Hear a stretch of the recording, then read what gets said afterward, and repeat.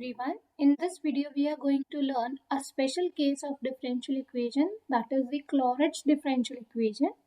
We will learn what is a Clairaut differential equation and we will observe it is solvable for y, and with the concept of solvable of y, we will find its general solution.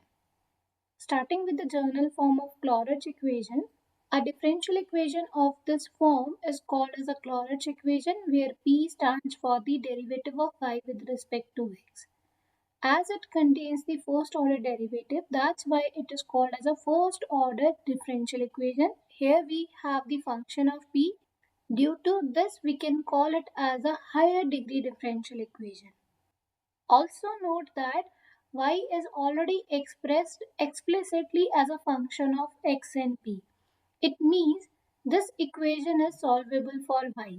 Now with the help of solvable for y concept, let's find its general solution. So we have taken the general form of Clairaut differential equation. So very first step, we will differentiate with respect to x because it is solvable for y. Taking its derivative with respect to x, this results dy by dx is equal to, both are the function of x, so p as it is, x derivative is 1 plus x as it is, derivative of p with respect to x is dp by dx. So here we have applied the product rule, plus derivative of this function into dp by dx. In the next step, we can write dy by dx is equal to p. On the right hand side, we can collect the coefficient of dp by dx. That is x plus f dash of p. So this p is get cancelled with p. This results dp by dx into x plus function derivative is equal to 0. So this results dp by dx is equal to 0, or x plus f dash p is equal to 0. So if we take this factor, what this results? Whose derivative is equal to 0? That is a constant. So we can write p is equal to c, where c is a constant. On the other hand, this results a solution, and that solution is called as the singular solution. In the last video, we have learned when we are solving the differential equation for the solvable for y, we take that factor which contains the derivative to get a general solution. So from here, we are getting the values of p is equal to c. So after that, we can write the general solution. The general solution is written as simply replace p with c. So we can conclude from here, if we have this type of a differential equation, then to get the general solution, simply replace p with a c. And if you want to obtain the singular solution, we need to solve this differential equation. Now the point is how to identify the Clairaut equation. Sometimes it is not directly visible. So in that case, we need to reduce a given differential equation in this form. So for the identification, the first thing is the equation must contain x, p and y. Second, it must be a linear in x and y. It means the power of x and y must be a 1. Next, x should be appears multiplied with p. Lastly, after rearranging the terms, it must be possible to write in this form, that is y is equal to px plus a function of p. If we are not getting the differential equation in this form, it means we cannot directly write the solution by substituting p is equal to c.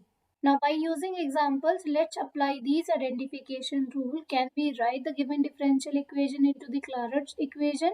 And after that we will write its general solution. So here we have the first example. We need to identify how to solve this one.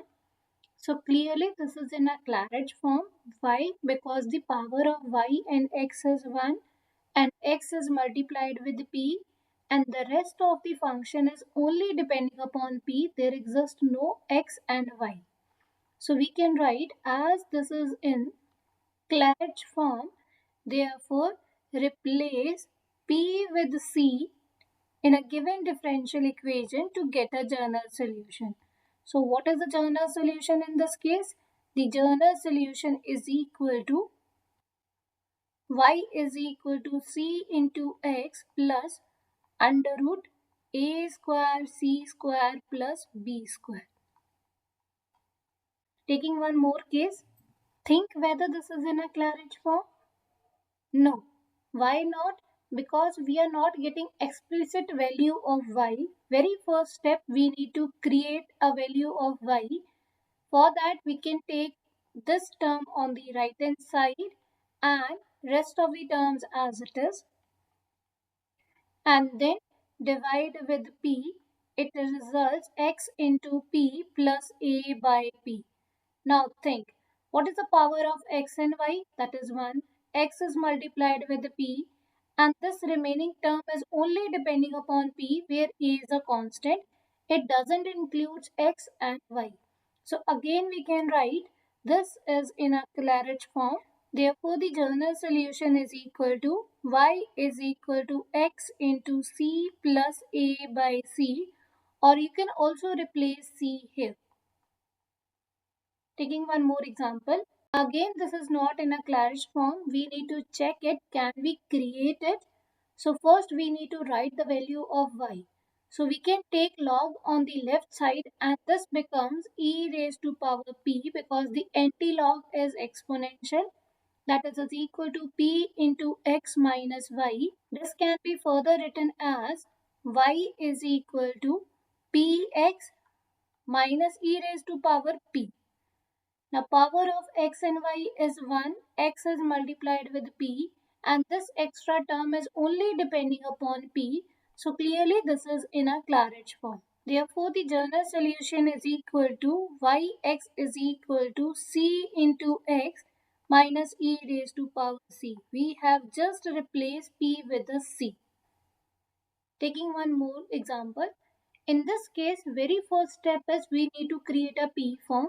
What is a p? P is basically a derivative of y with respect to x. So replace dy by dx with p. So this results y plus 2 p square is equal to x plus 1 into p. Write the explicit value of y from here, that is equal to x plus 1 into p minus 2p square. We can further write it as x into p plus p minus 2p square. So we have the power of y in this case as a 1 and the power of x is 1. X is also multiplied with the p, and we have further a function of p only. So this is again in a Clairaut form. Therefore, the general solution is equal to y is equal to x into c plus c minus 2 into c square.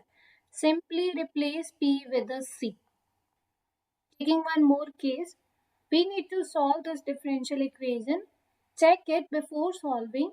We are getting a power y as a 1 and px term is also there. But we need to write first y is equal to px form plus function of p. So it means somehow we need to club these two terms to get the value of y. Let's rearrange these terms. So we can write sin px cos of y minus cos of px sin of y is equal to p.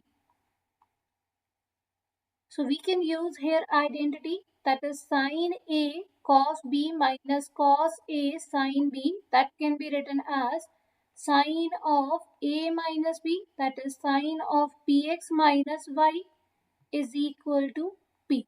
Taking sin inverse on both sides, this results p of x minus y is equal to sin inverse p. Now we can find the value of y, that is equal to px minus sin inverse p. Now check it, we have power of y as a 1, x power 1, x is multiplied with p, and this is only a function of p. So this is again in a Clairaut form. Therefore, the journal solution is equal to C into X minus sine inverse C. Now it's your turn to solve this problem. First write this is in a Clairaut form and then write the journal solution. You can write the answer in a comment section. If you learned something new from this video, do like this video and share with your friends. Till that, keep practicing and keep learning.